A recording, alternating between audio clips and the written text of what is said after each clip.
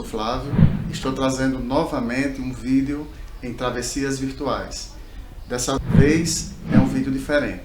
Mas antes de tudo isso, dê um like, se inscreva no canal e compartilhe com seus amigos. Pois bem, hoje eu estou trazendo para vocês uma indicação de uma leitura, que foi um pedido de uma pessoa que viu os nossos vídeos e sugeriu que eu encaminhasse, que eu passasse uma sugestão de uma leitura para esses tempos de pandemia. E eu estou trazendo aqui uma leitura bastante instigante, que é desse livro, Sapiens, né? Para que a gente possa compreender um pouco, inclusive, da história dos povos nômades sobre a humanidade.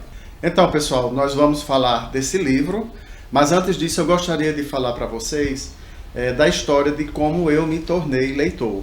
Você é leitor? Você gosta de fazer leitura? Então, eu fui criado numa biblioteca. A minha mãe era bibliotecária no interior e nos criou, né? Criou seus filhos. Todos os dias a gente ia para a biblioteca. E isso despertou em mim o prazer pela leitura. Eu tive acesso aos livros de Monteiro Lobato, As Caçadas de Pedrinho, os misteriosos segredos do baú da Emília, A Sabedoria do Visconde de Sabugosa. Isso me instigou bastante no mundo da leitura. Eu já cresci lendo e procurando novas informações. Portanto, para mim a leitura é fonte inspiradora e também uma grande e importante companheira na reconstrução do ser humano como pessoa. O livro Sapiens é uma obra escrita por Yuval Noah Harari e tem provocado uma grande discussão no meio acadêmico, inclusive quebrado alguns paradigmas da ciência com relação a toda a pesquisa que ele traz de novidades para os seus leitores. E, primeiro que tudo, é uma leitura interdisciplinar, porque aqui nós vamos ver fundamentos da antropologia, da sociologia, da economia, da política, da história, também da geografia. O livro é bastante denso, mas tem uma narrativa ficcional, realística, bem saborosa de ser lida e compreendida por qualquer leitor. E está dividido em 4 capítulos. No primeiro capítulo, nós vamos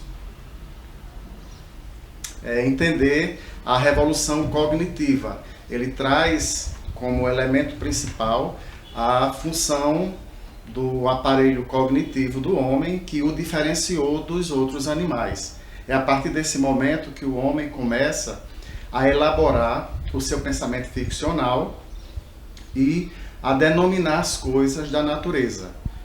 Para o autor, é esse o grande diferencial do homem, o Homo sapiens, dos outros animais que habitavam a Terra nesse momento. No segundo capítulo, nós vamos ter a Revolução Agrícola, a famosa Revolução Agrícola, onde o homem sai do seu habitat e procura fixar-se em algumas áreas para lhe dar sustentação e sobrevivência.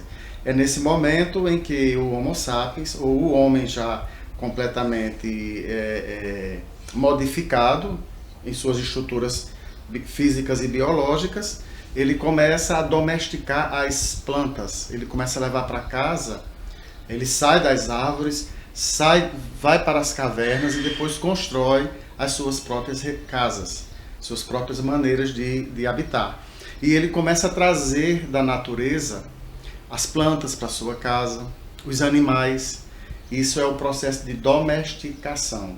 O homem também começa aí a plantar e a colher os seus próprios alimentos.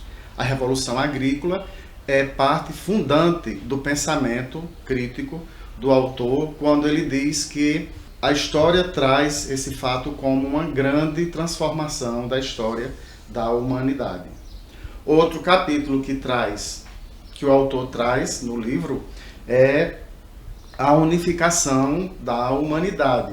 Para ele, para o autor, a unificação significa um aspecto da socialização do homem, onde ele cria os seus símbolos, onde ele cria suas formas de viver em coletividade e a partir daí ele constrói suas riquezas, suas relações de poder uns sobre os outros, seus costumes, suas tradições e sua própria identidade.